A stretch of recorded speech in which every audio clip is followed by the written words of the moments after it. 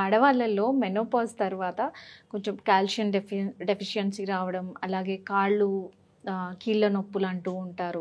So నడవలేకపోతున్నాము అంటూ ఉంటారు. But మనం చూసుకుంటే గనక మినిమం 30 మినిట్స్ వాక్ అనేది లేడీస్కి కావచ్చు, జెంట్స్కి కావచ్చు ప్రిఫరబుల్ అని సజెస్ట్ చేస్తూ ఉంటారు కదా. సో మరి ఇలాగా కాల్షియం డెఫిషియన్సీ ఉన్న వాళ్ళు, నడవలేకపోతున్నాము అనే వాళ్ళకి ఎటువంటి ఫిట్నెస్ని లేదా వర్కౌట్ని మీరు సజెస్ట్ చేయగలుగురు డాక్టర్? ఇప్పుడు నీ ప్రాబ్లమ్స్ ఉన్న వాళ్ళకి ఐడియల్గా అయితే the best form of exercise is swimming అండి. బికాస్ స్విమ్మింగ్లో ఆ వెయిట్ బ్యారింగ్ అనేది ఉండదు అండర్ ద వాటర్.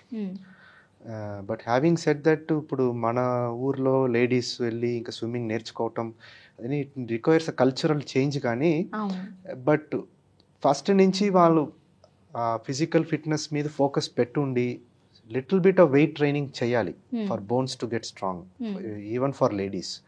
ఎలాంటి వెయిట్ ఎత్తలేదు అనుకోండి, ఒక ఏజ్ తర్వాత ఆ బోన్ అనేది ఆ జాయింట్ అరిగిపోవటం అనేది వస్తుంది. బట్ వాళ్ళు ఇదే 30 years నుంచి weekly 3 days or 4 days some kind of weight training జిమ్లో కానీ సమ్ వెయిట్ ఎక్సర్సైజ్ లేడీస్ చేస్తే అసలు ఆ బోన్ అరిగే ఫ్రీక్వెన్సీ కూడా తగ్గించవచ్చు. అందరికీ మోకాలు అరగాలనేది ఏమీ లేదు.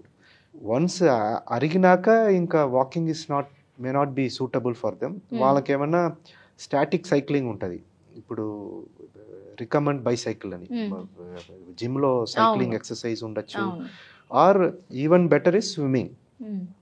ఇప్పుడు నవడేస్ అన్ని గేటెడ్ కమ్యూనిటీస్లో we have swimming pools and awareness ఉంది. So for ladies especially who have knee problems, swimming will be a better form of cardio exercise.